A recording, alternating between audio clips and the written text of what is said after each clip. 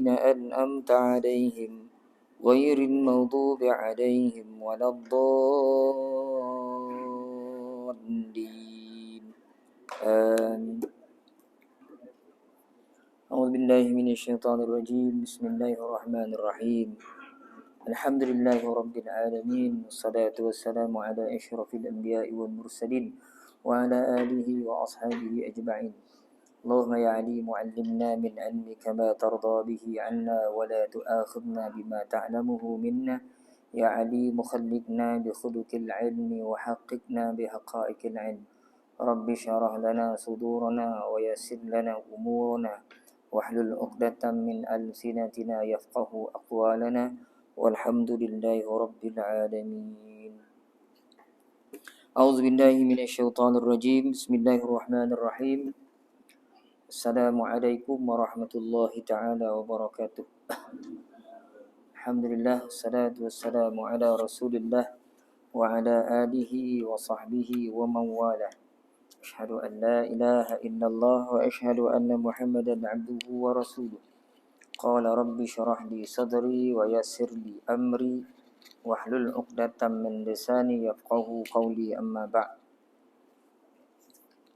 Yang berusaha pengurusi surau serta dengan ahli jawatan kuasanya, sahabat fadilah, tuan-tuan guru, tuan-tuan imam, tuan-tuan haji, puan-puan haja, tuan-tuan, puan-puan, hadirin, hadirat yang dirahmati Allah Subhanahu wa taala sekalian.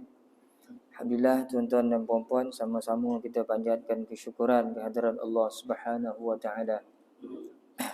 Masih lagi diberikan pada kita kesempatan, peluang dan ruang untuk terus hidup. Dapat kita memperbaiki diri kita, memperbaiki amalan kita, memperbaiki ibadah kita, insya-Allah. Menyesali perbuatan-perbuatan salah laku kita. Mudah-mudahan Allah Subhanahu wa taala sentiasa membimbing kita dalam menghadapi hari-hari mendatang kita, mudah-mudahan insya-Allah tuan-tuan. Allahumma amin. Seperti biasa tuan-tuan dan puan-puan, malam ni kita kuliah surah Hayatus Sahabah, dan insya-Allah kita sambung kembali apa yang telah terberhenti lama dah rasanya. Kita mula balik selepas kita puasa hari raya. Janganlah risau, janganlah kecewa sebab hari raya dah habis. Sebab esok hari raya lagi. Esok pagi tuan-tuan bangun hari raya sekali. Sebab masa makinlah laju tuan-tuan. Kan? Hari raya tahun depan tuan-tuan ingat cakap macam ni. Botos malam raya ini dah raya balik. Masa laju tuan-tuan. Cukuplah laju. Seiring dengan perkembangan masa laju tuan-tuan, dunia pun berubah begitu cepat rasanya. Kan? Macam-macam perkara berlaku dah. Sampai ayam yang banyak pun dah kurang dah. Kan?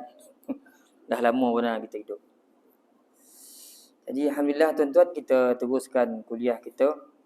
Senyata telefon pun dah penuh dah ni sebab semua bahan-bahan saya masuk sini Sekarang ni senang dah, tak payah bawa kitab, dah bawa tab je. Tapi tak cukup kan. Banyak mengajar akhir telefon ni pun dah penuh dah. Boleh telefon baru kat ni. Dah habis semua bahan masuk sini dah. Nombor telefon orang pun dah hilang dah. Okay tuan-tuan, kita tengok apa yang dicatatkan oleh Syekh Yusuf Muhammad Yusuf Al-Kandahlawi ni. Bismillahirrahmanirrahim.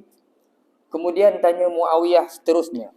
Jadi kita masih lagi membincangkan tentang suatu hadis yang panjang. Sebelum ni kalau tuan-tuan ingat, suatu hadis yang diriwayatkan oleh Imam Tabrani rahmatullah alaih. Di mana dalam riwayat itu Imam Tabrani menceritakan Ibnu Abbas radhiyallahu anhu masuk ke dalam majlis Muawiyah. Muawiyah bin Abi Sufyan. Masuk ke dalam majlis Muawiyah. Dalam majlis tu Muawiyah tanya tentang beberapa orang sahabat-sahabat Nabi Muhammad sallallahu alaihi wasallam. Muawiyah tanya kepada Ibnu Abbas, bagaimana yang kamu tahu tentang Abu Bakar? Kita dah bincang tentang Abu Bakar, kemudian tentang Umar, kemudian tentang Osman, kemudian tentang Sayyidina Ali, kemudian habis Sayyidina Ali. Hari ini tuan-tuan kita tengok pula tentang berikutnya. Kemudian tanya Muawiyah seterusnya. Muawiyah tanya, bagaimana pendapatmu mengenai diri Talhah dan Zubair radhiyallahu anhuma? Jadi Talhah di sini masukkannya Talhah bin Ubaidullah. Zubair ibn Awwam. Ni dua orang sahabat Nabi. Muawiyah tanya, bagaimana pandangan kamu tentang Talhah dan Zubair? Jawabnya, yakni jawab Ibnu Abbas, kedua-dua sahabat itu adalah orang yang menjaga diri. Mereka orang baik, sebaik-baik orang Islam. Mereka adalah orang yang suci dan disucikan. Mereka adalah orang syahid. Mereka juga adalah orang alim. Namun mereka tergelincir ke dalam kesalahan yang mana semoga Allah akan mengampuni mereka berdua berkat persahabatannya dengan Rasulullah sallallahu alaihi wasallam dan pembelaannya terhadap baginda dan amalan soleh yang lalu. Jadi ini soalan Muawiyah kepada Ibnu Abbas terhadap tentang Talhah dan Zubair.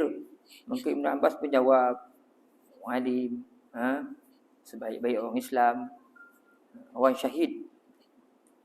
Mereka pun buat salah, tapi mudah-mudahan Allah Subhanahu Wa Taala mengampuni kesalahan mereka. Kata Ibnu Abbas. Jadi saya banyak cari rujukan tuan-tuan. Ada beberapa yang saya himpunkan beberapa riwayat yang sahih yang menceritakan tentang siapakah diri Talhah bin Ubaidullah. Dan antaranya disebutkan di sini, panjang, riwayat ni panjang dalam bahasa Arabnya, tapi kalau kita baca bahasa Arab tu kan panjang masa habis kan. Jadi kita baca terjemahan ni tuan-tuan, kita tengok tentang siapa yang dimaksudkan dengan Ubaidullah, Talhah bin Ubaidullah ni, bagaimana keadaannya. Jadi satu riwayat yang panjang ada menceritakan tentang Ubaidullah, tentang Talhah bin Ubaidullah ini, di mana disebutkan oleh Sayyidina Aisyah radhiyallahu anha. Kata dia, ayah aku Abu Bakar bila terkenangnya perang Uhud, dia akan teringat kepada Talhah bin Ubaidullah. Maka dia mengatakan seluruh hari itu adalah kepunyaan Talhah bin Ubaidullah. Kata Sayyidina Abu Bakar. Di mana kata Sayyidina Aisyah, setiap kali Abu Bakar teringat perang Uhud, maka dia berkata, semua ini adalah harinya Talhah. Apa yang berlaku tuan-tuan? Di mana Abu Bakar bercerita, kata Sayyidina Abu Bakar radhiyallahu anhu, dalam perang Uhud, dialah orang yang pertama merampas harta musuh. Sayyidina Abu Bakar ni. Lalu Nabi SAW melihatnya dan berkata kepada Abu Bakar radhiyallahu anhu, katanya,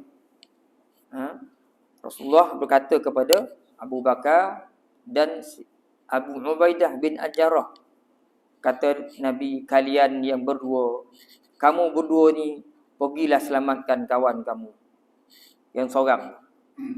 Maka Sayyidina Abu Bakar dengan Abu Ubaidah Al-Jarrah faham Nabi suruh melihat keadaan Talhah bin Ubaidullah yang pada ketika itu tuan dah berdarah-darah. Banyak kecederaan yang dialami oleh Talhah bin Ubaidullah. Maka Sayyidina Abu Bakar dengan Abu Ubaidah bin Al-Jarrah pun pergi ke sisi Talhah bin Ubaidullah. Pada ketika itu dah teruk-teruk dah. Badan jasad ni berdarah keseluruhannya. Dan kata Sayyidina Abu Bakar, ketika itu bila dia sampai kepada Talhah bin Ubaidullah, tangan ni, jari-jari dah putus dah. Qad quti'at asabi'uhu. Jari-jari ni dah putus. Jari-jari Talhah bin Ubaidullah ni dah putus. Kerana apa? Mempertahankan Rasulullah SAW. Kalau tuan-tuan ingat, kita dah bincang dalam kitab sebelum ini, Ar-Rahiqul Makhtum kan. Ketika mana berlakunya kucah kacir bila tentera Islam diserang dari belakang oleh Khalid bin Walid dalam perang Uhud. Orang Islam bertiap-tiap lari. Sampai awak nampak salah seorang daripada musyrikin Mekah yang melihat keadaan Rasulullah yang tak terkawal, dia baling Nabi. Kena batu muka Nabi, berdarah dahi Nabi, patah gigi. Nabi jatuh dalam lubang. Nak bangun tak dapat. Ketika itu ada beberapa orang sahabat-sahabat besar yang mempertahankan Rasulullah SAW. Termasuklah Talhah bin Ubaidullah. Kata Sayyidina Abu Bakar, pergi situ tengok, jari-jari dia telah pun putus. Jari-jari ni telah putus. Dan aku tengok, kata Sayyidina Abu Bakar di situ, Fa idza bihi bid'un wa sab'una aw aqallun aw akthar. Aku sampai ke dia, aku tengok lebih kurang 70 lebih. Tusukan pedang, panah apa semua tu habis badan-badan ni. 70 lebih luka-luka. Sini Abah tengok. Dan jari-jarinya telah putus-putus. Kata Sayyidina Abu Bakar. Sebab tu bila Sayyidina Aisyah sebut, bila Sayyidina Abu Bakar ingatnya perang Uhud, dia akan melihat, akan lantas terkenang tentang keadaan Talhah bin Ubaidullah. Salah seorang yang kuat memperjuangkan agama ini bersama dengan Rasulullah SAW, dan salah seorang yang cukup dermawan. Talhah bin Ubaidullah ni cukup dermawan, tuan-tuan. Itu tentang kisah Talhah bin Ubaidullah ini yang diceritakan oleh Sayyidina Abu Bakar. Kemudian ada riwayat-riwayat yang lain yang diceritakan, umpamanya seperti mana diceritakan oleh isteri kepada Talhah bin Ubaidullah sendiri, yang bernama Su'da, di mana Su'da ni kata satu hari suami ni datang jumpa dia. Suami dia yang nama Talhah ni datang jumpa dia. Jumpa Su'da ni. Dalam keadaan muka dia tak berapa ceria lah. Muram je. Kata Su'da binti Auf. Su'da binti Auf al-Murriyah. Maka ketika Talhah sampai, ditanya oleh isterinya, mengapa aku lihat wajahmu ni muram? Kenapa muka kamu ni muramnya, wahai suami aku? Kata Su'da binti Murriyah ni, Auf Murriyah ni. Kata dia, tak ada apa-apa tadi. Engkau lah sebaik-baik isteri orang Muslim. Dia puji isteri dia, kau ni isteri yang baik sebenarnya. Kata Talhah bin Ubaidullah kepada isterinya, tapi aku tengok muka kau ni muram ni, kata isteri dia. Apa kena kamu sebenarnya? Apa masalah? Kemudian kata Talhah bin Ubaidullah, tuan-tuan ingat apa yang menyebabkan Talhah ni risau? Tuan-tuan tengok jawapan dia. Jawapan ni kalau kita dengar, kita pun tengoklah, apa nak risau pula? Kita hari ni syukur. Kata dia, harta yang aku ada sekarang dah banyak sangat. Dia risau kotor banyak. Kita risau tak ada kotor. Yang Talhah bin Ubaidullah ni dia risau. Kata dia, aku risau. Harta aku ada ni dah banyak. Kata dia. Banyak sangat. Bila banyak tanggungan ni, itu sahabat Nabi faham gitu. Kata Su'da lagi, bagaimana wahai suamiku, macam ni lah. Kau bagi-bagi ni kotor-kotor. Sedekah ni ke orang lah. Tak rugi apa pun. Lalu, apa yang Talhah ni buat? Ini nak cerita kedermawanan dia. Akhirnya, harta dia pun dibagi-bagi kepada orang. Sehingga tidak ada tersisa walaupun 1 dirham.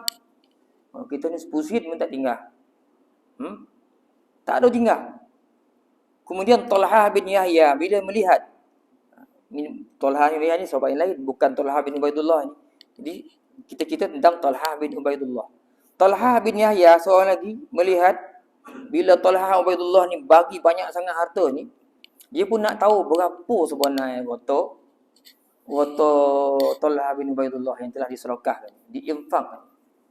Maka dia pun tanya orang yang menjaga, Khazid menjaga harta kepunyaan Ubaidullah.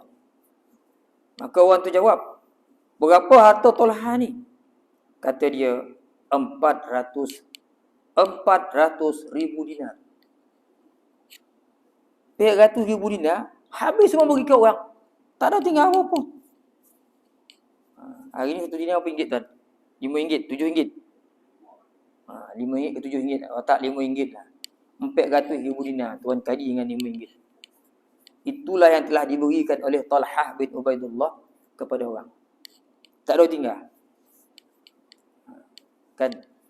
Sahabat-sahabat Nabi, kebanyakannya, mereka ni sering berlumba-lumba nak menjadi orang yang paling banyak menginfakkan harta di jalan Allah Subhanahu Wa Taala.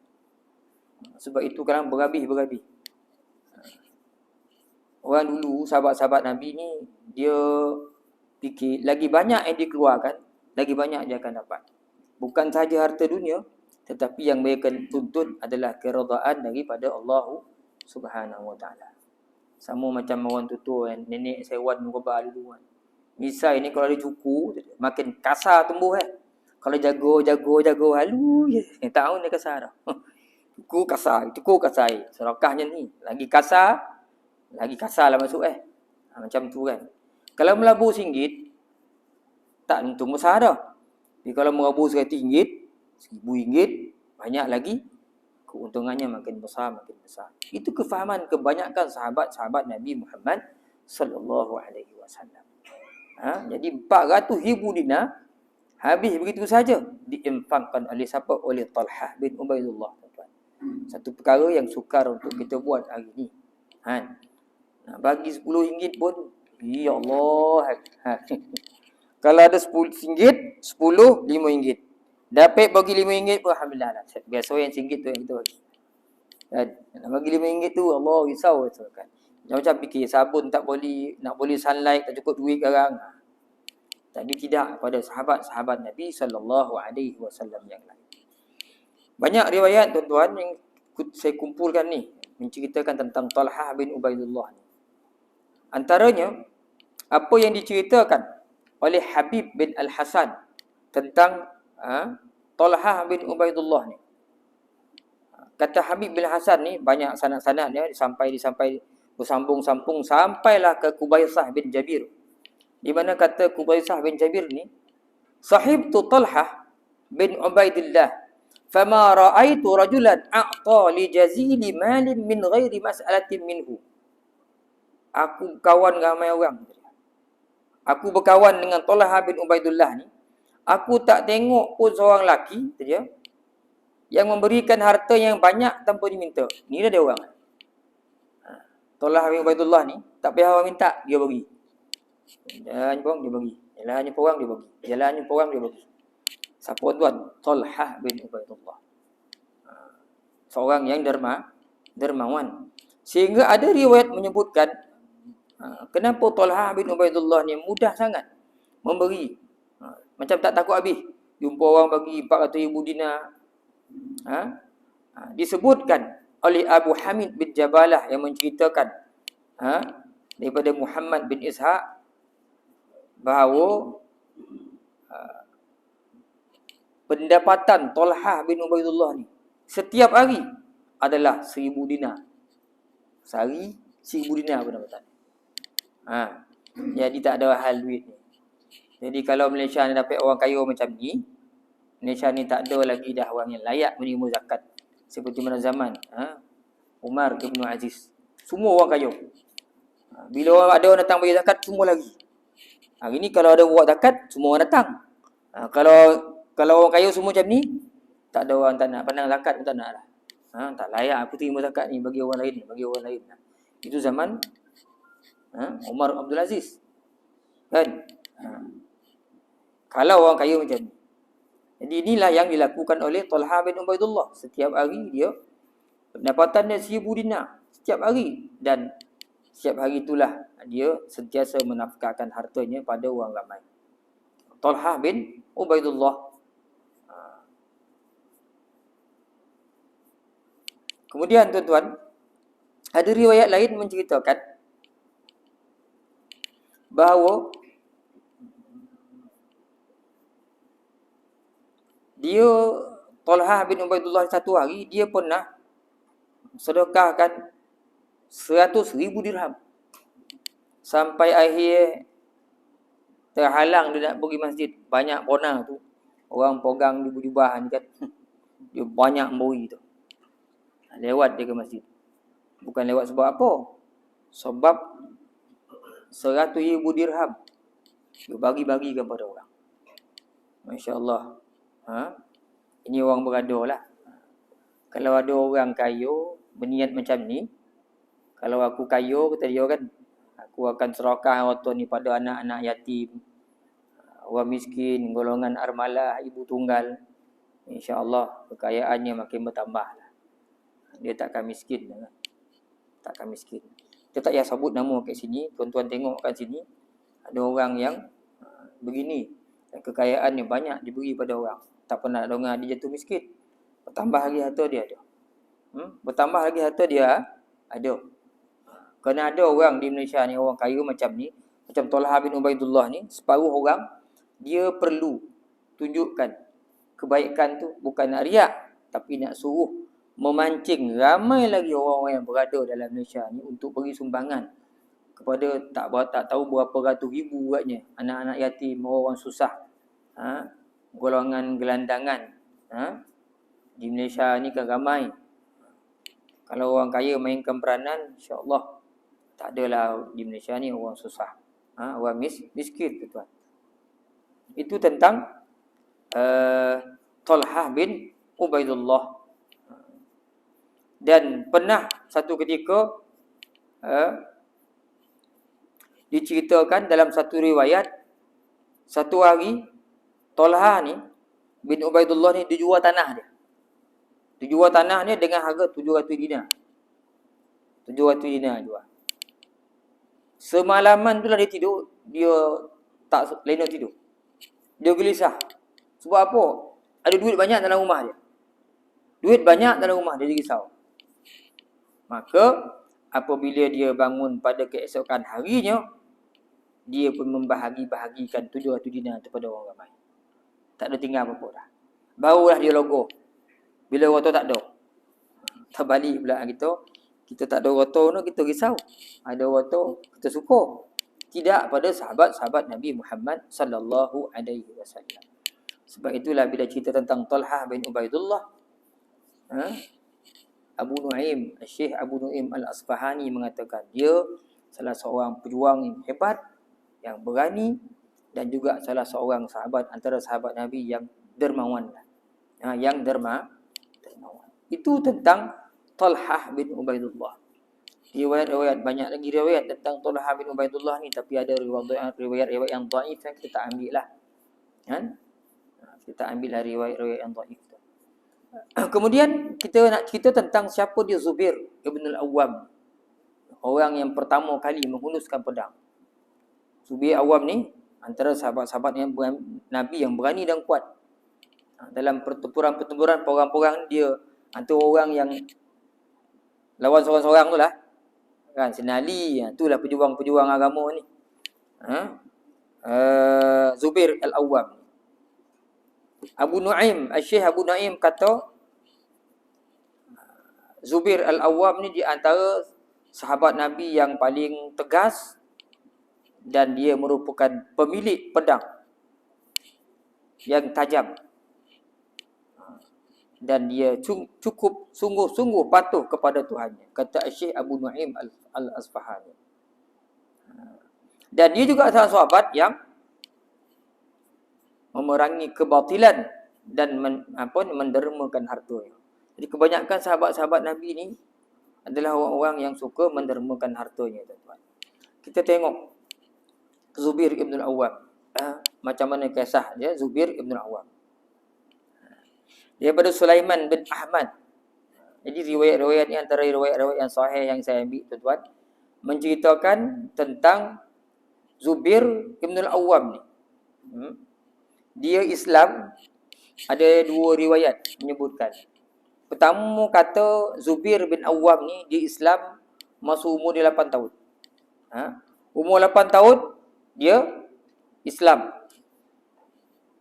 Dia masuk Islam dan dihijrah pada usia 18 tahun.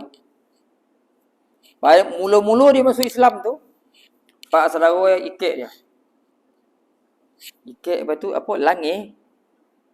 Letak ke topi api. Langir ni macam bakar pula kan. Letak topi api ni supaya dia kepanasan. Langai apa? Itu memang apa tu bahasa tu. Bahasa Perak apa pilah ke? Langai ke langit? Langai ya. Di langai yang tu kan. Letak ke api lah. Puluh-puluh ni. Panis lah Zubair Awam ni. Tujuannya pun tempat saudara nak suruh dia kufur balik. Kembalilah kamu kepada agama kamu. Zubair jawab apa? Pak saudara kata, irji' ilal kufri. Kembalilah kau kufur balik. Kembali kau ke agama asal.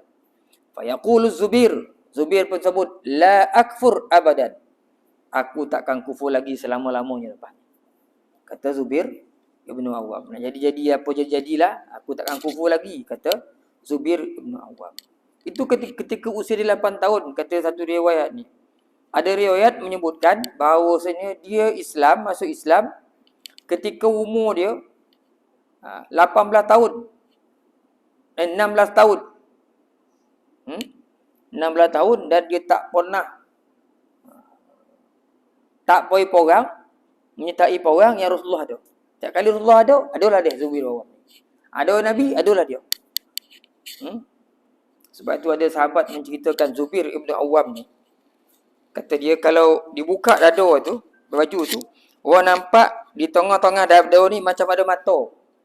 Bekas mungkin tusukan pedang atau panah ataupun lembing cacat kat dadanya. Ada bulat macam mata kat tengah-tengah dada.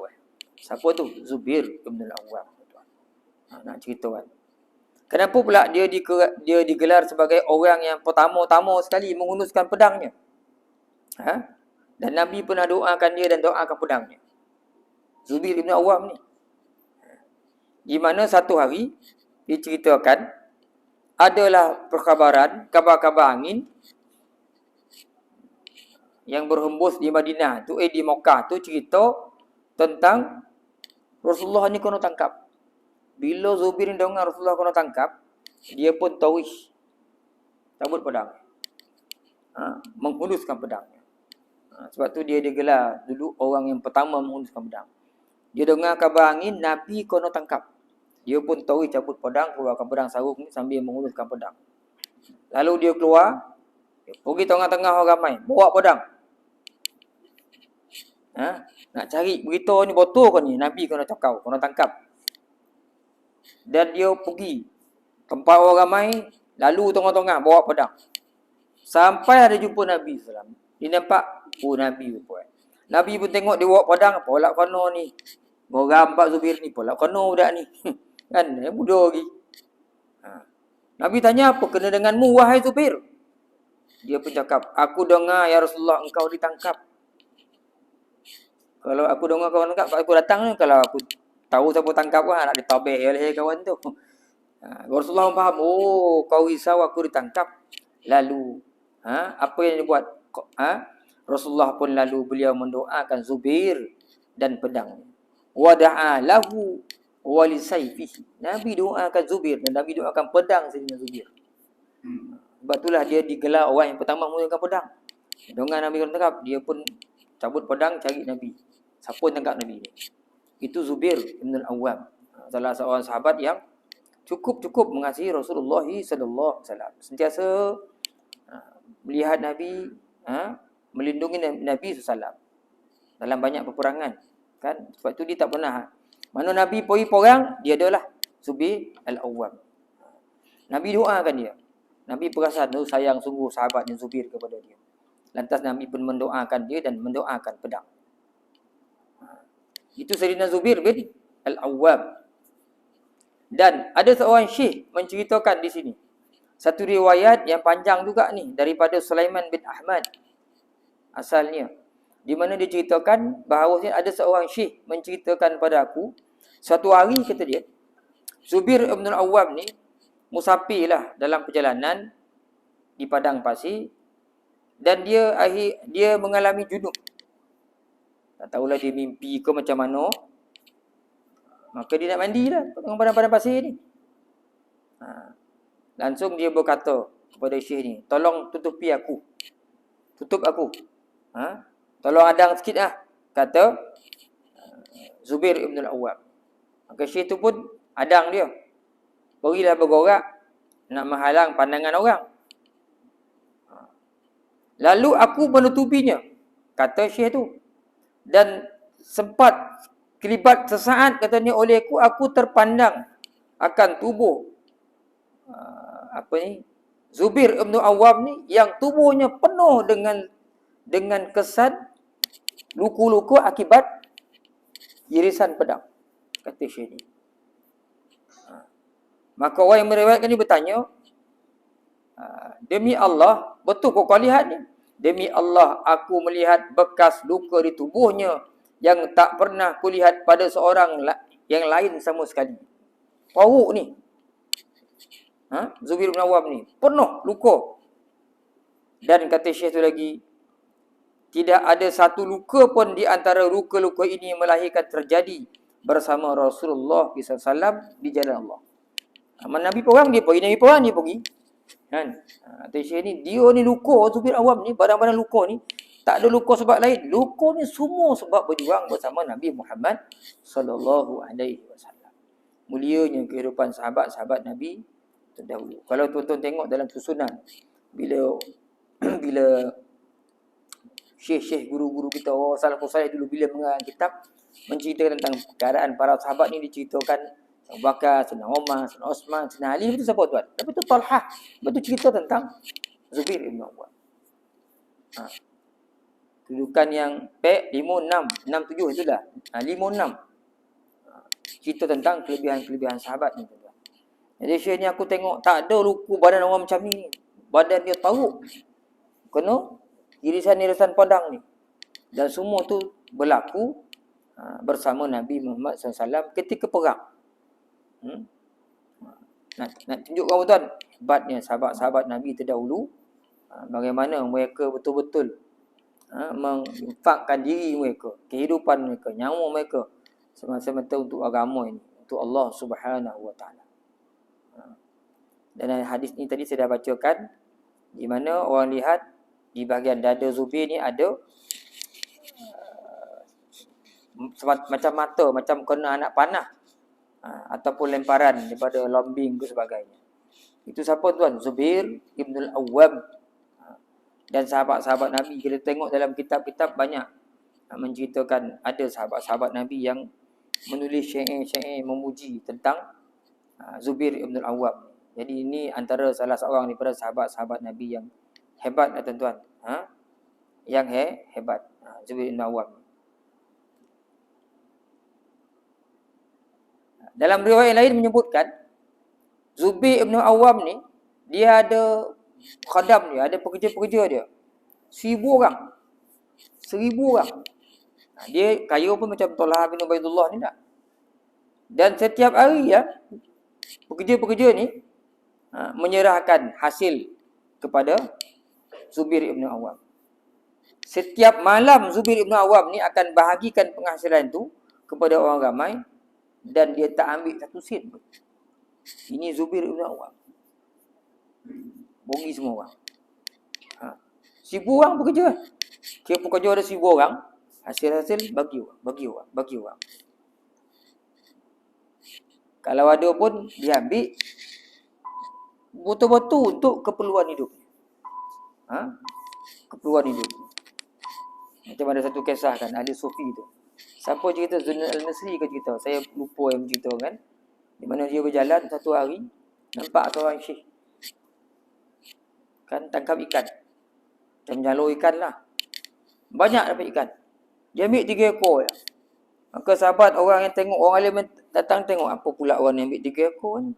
Tanya kenapa buang ikan-ikan yang lain tu, dah susah ngambil jalur tadi, dia dapat banyak-banyak, buang, ambil 3 ekor je. Seekor ni aku makan pagi, seekor ni aku makan tengah hari tadi, seekor ni makan malam. Cukuplah 3 ekor sehari.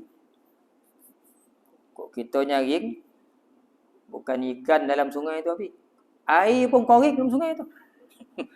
Zaman saya dulu kan nimbo kan, mengkecil-kecil tu untuk duk pelda, daim dah. Saya dah jumpa dah ada anak air sungai kat kebun encik ni. Awak beli, ada nak main mancing-mancing dah. Saya dengan kawan tu kan, lompang ke tengah ni air tu, timbul, rau, mengambil ikan. Koringkan tu. Kalau sorry cari dia nak air benar lagi. Zaman saya dulu lah, nak main tubuh ni tak pandai dulu, orang marah. Cari, nimbo kan, istilah pergi nimbo kan.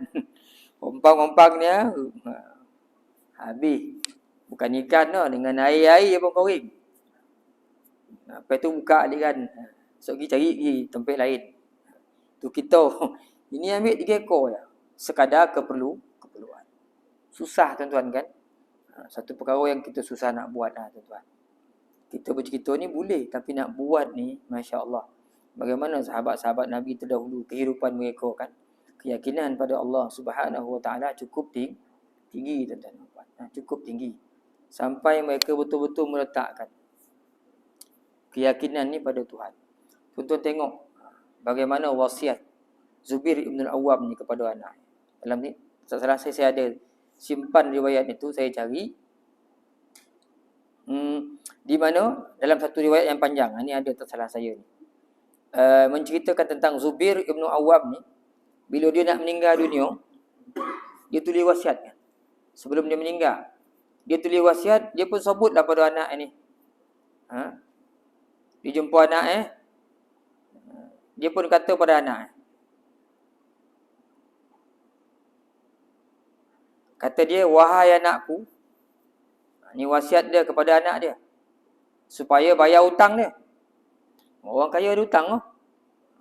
Dia wasiatkan anak, wahai anakku, kata dia, apabila aku tidak mampu untuk melunasi hutangku, maka minta tolonglah kepada tuanku untuk melunaskannya. Anak pun dengar, ada hutang ke ayah anda, betul tak? Suruh minta tolong ke tuan. Siapa pula tuan ayah aku? Selama ni dia jadi tuan. Dia beritahu anak kalau besok, kalau ayah tak ada besok, kau nak bayar hutang ayah tak mampu nak bayar, minta tolong ke tuan ayah. Anak pun jawab, demi Allah, aku tidak faham dengan apa yang dia maksudkan. Lantas aku bertanya kepada ayah aku, siapakah tuanmu? Siapa tuan ayah? Selama ni ayah jadi tuan. Maka dia jawab, Allah.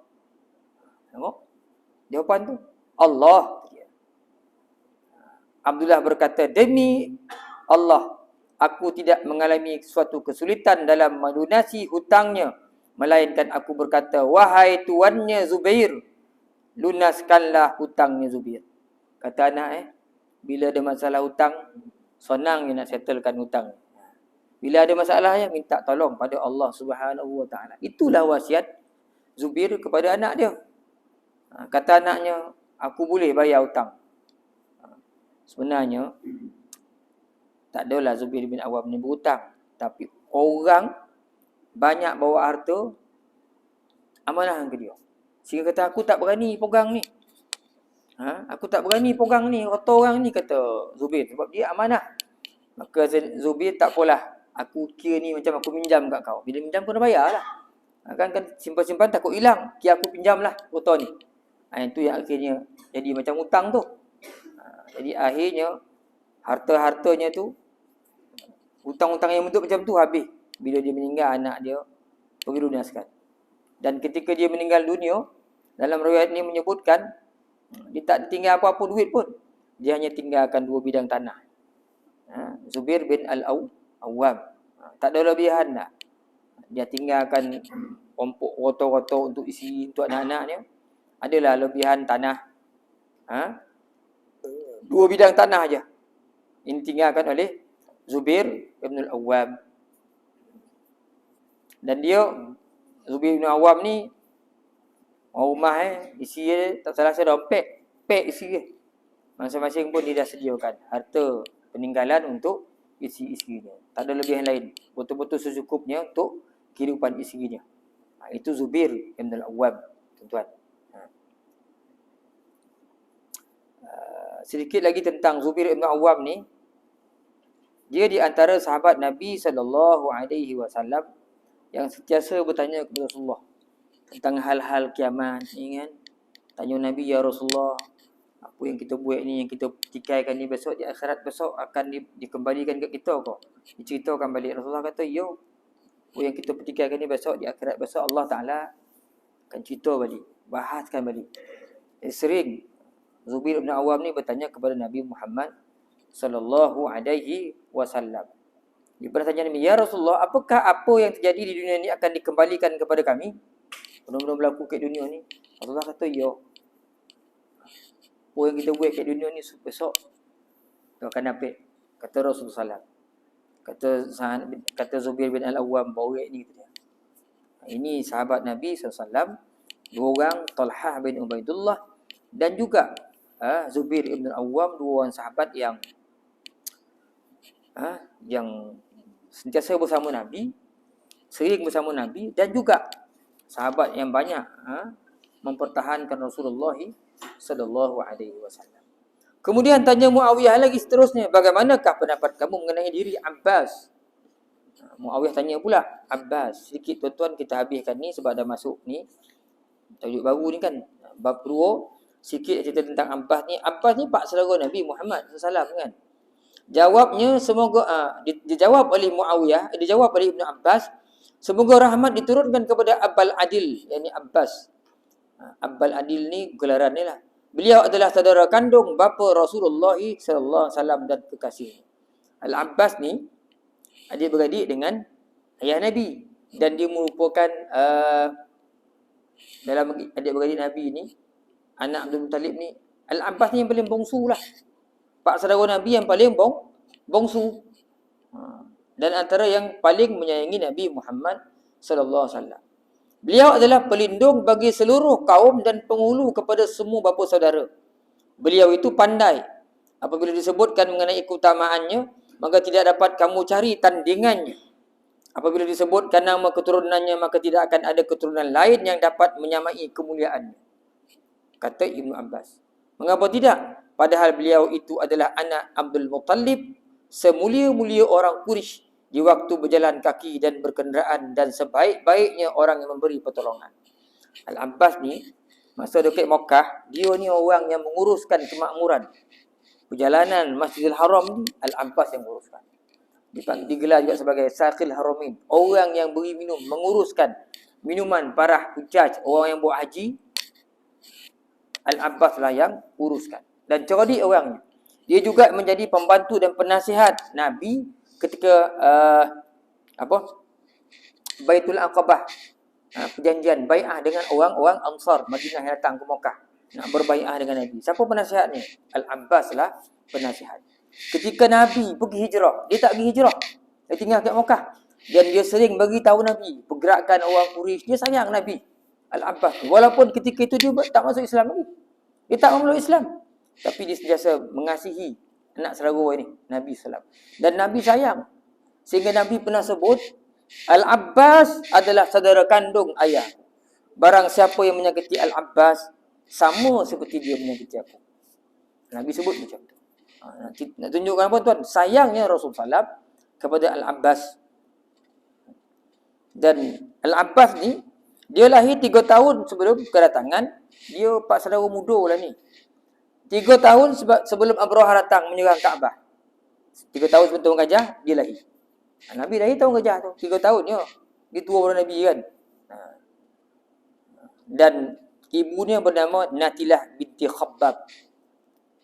Natilah binti Khabbab ni, dalam sejarahnya, zaman jahiliah dulu, Natilah ni lah orang yang pertama meletakkan kelambu sutera di Kaabah.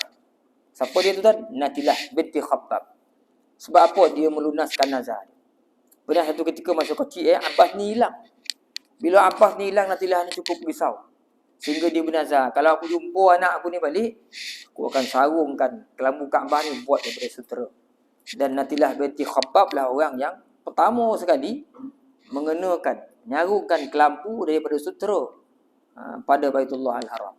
Sebab apa? Tunaikan nazar. Dan Al-Abbas ni, bila dia membesar, dia berkahwin dengan Lubabah binti Haris. Kalau kita tengok dalam kitab-kitab sirah, Lubabah ni kawan baik dengan Khadijah, isteri Nabi Muhammad SAW. Dan Lubabah binti Haris ni masuk Islam hari yang sama dengan Khadijah. Dia merupakan wanita kedua Islam selepas Khadijah binti Khuwailid. Siapa tuan-tuan? Isteri kepada Al-Abbas, iaitu Lubabah ni binti Haris ni, atau dia dikenali sebagai Ummul Fadl. Jadi Lubabah ni dia baik, kawan baik dengan Khadijah. Khadijah kahwin dengan Rasulullah, dia kahwin dengan pak saudara Nabi, Al-Abbas. Dan dia ni Al-Abbas ni, dalam sirah dia menceritakan pakar-pakar sejarah dia bersisih pendapat.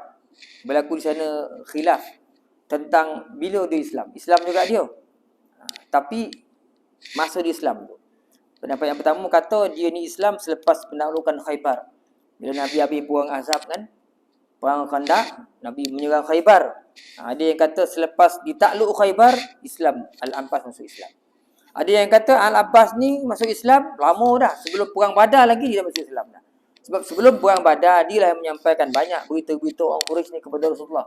Sebab dia duduk di Mekah, dia tak hijrah bersama Rasulullah SAW ke Madinah, tuan-tuan. Itu Al-Abbas. Dan dia antara orang yang hidupnya dimuliakan oleh para sahabat. Zaman Sayyidina Abu Bakar dia hidup lagi sebab dia muda kan. 3 tahun dia tua Rasulullah. Zaman Sayyidina Abu Bakar dia hidup. Zaman Sayyidina Umar dia hidup. Rasulullah wafat dulu. Rasulullah wafat umur 63 tahun. Dia turun 3 tahun daripada Rasulullah.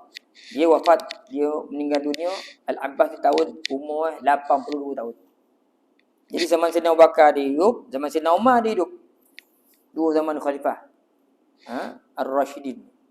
Dan oleh kerana orang tahu dia ni adalah orang-orang yang pak saudara Nabi yang Nabi kasihi, maka dia dijaga. Sehinggalah zaman Sayyidina Umar berlaku zaman kering kontang. Kemarau panjang. Makanan susah tak dapat ni sebab air jan tak turun. Maka datanglah Ka'ab bertemu dengan Sayyidina Umar. Kata dia, aku dengar wahai Umar, orang-orang Bani Israel zaman dulu, bila mereka mengalami masalah macam ni, mereka akan menggunakan macam bertawasul lah kepada Nabi-Nabi dia. Minta tolong doakan. Kan orang Bani Israel yang agama, yang yakin dengan agama dulu, kalau mereka susah, kemarau macam ni, mereka akan minta tolong doa pada Nabi-Nabi beliau. Maka bila Sayyidina Umar dengar, oh kita ada pak saudara Nabi, Al-Abbas. Satu hari Sayyidina Umar bawa Al-Abbas naik ke mimbar. Dia berdoa, ya Allah ya Tuhanku, ini pak saudara Rasulullah SAW yang dikasihi oleh Nabi. Ya Allah, janganlah turunkanlah hujan, janganlah engkau biarkan kami dalam keadaan putus asa. Lepas tu diikuti oleh doa daripada Al-Abbas. Doa Al-Abbas doa, ya Allah, engkau lah pemilik awan, engkau lah pemilik air. Sebarkanlah awan engkau ya Allah, turunkanlah air ke sini kepada kami. Tidak kau tahan air ni ya Allah ya Tuhanku, melainkan kerana dosa. Dan kau tak akan turunkan hujan melainkan kerana taubat. Nah sekarang ya Allah, manusia semua bertaubat kepada kamu, turunkanlah air, hujan. Dan doa ni diperkenankan oleh Allah, turun air hujan lebat. Pak saudara Nabi ni hebat orang dia di zaman itu. Jadi dia dimuliakan oleh para sahabat Nabi Muhammad SAW. Dan akhirnya dia meninggal dunia, wafat ada hari Jumaat. Hari Jumaat 12 Rejab tahun 32 Hijrah. Ketika itu dia berumur 82 tahun. Dan dia dikebumikan di perkuburan Baqi' di Madinah. Kalau kita pergi kan, ada satu kitab cerita kan. Ada saya simpan. Kitab dulu-dulu dah cerita. Masuk Baqi', nama memang tak ada lah. Kan? Nak pergi umrah hafal lah tu. Dalam pergi umrah lupa lah balik. Nak pergi umrah kalau tengok kitab tadi tu kan. Masuk Baqi' tu nama tak ada. Tapi ada ulama' tu dah karang dah. Berapa langkah agak sini anak Rasulullah, sini pak saudara, sini dia semua dah label lah dalam kitab oleh para sahabat dululah. Syekh-syekh kita dah melabelkan. Jadi kita kena tu jalan ini siapa punya, ni siapa orang, ni siapa orang. Sebab di Madinah, di Baqi' tu tak ada nama pun. Macam kita tulis Mustafa Karim bin Yusuf, ada nama Karim ni tak ada kan.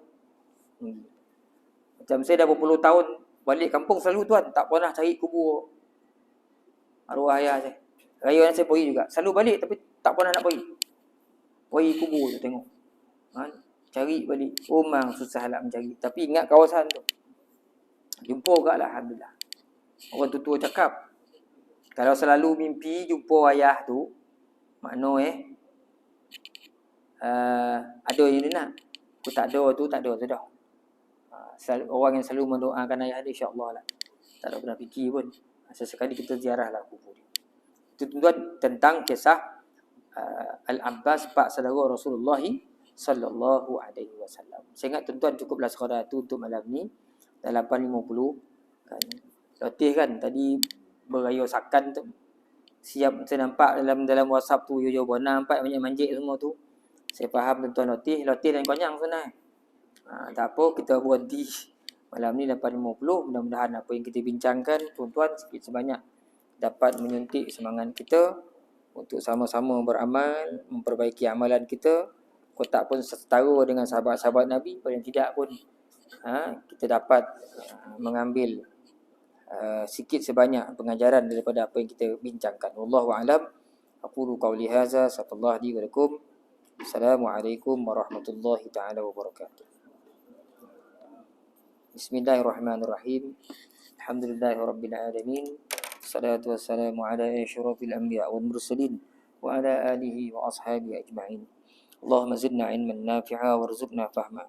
Allahumma rzuqna fahman nabiyyin wa hifzal mursalin bi rahmatika ya arhamar rahimin. Allahumma ya muqallibal qulub sabbit qulubana ala dinika wa ala ta'atik. Allahumma rzuq awladana bin najah fi kulli imtihanihim bi rahmatika ya arhamar rahimin. Allahumma rabbana atina fid dunya hasanah wa fil akhirati hasanah wa qina adzabannar. Walhamdulillahi rabbil alamin. Tasbih kafarah dan suratul Asr. Subhanakallah bihamdik asyhadu an la ilaha illa anta astaghfiruka wa atubu ilaik. Subhanakallah bihamdik asyhadu an la ilaha illa anta astaghfiruka wa atubu ilaik. Subhanakallah bihamdik asyhadu an la ilaha illa anta astaghfiruka wa atubu ilaik.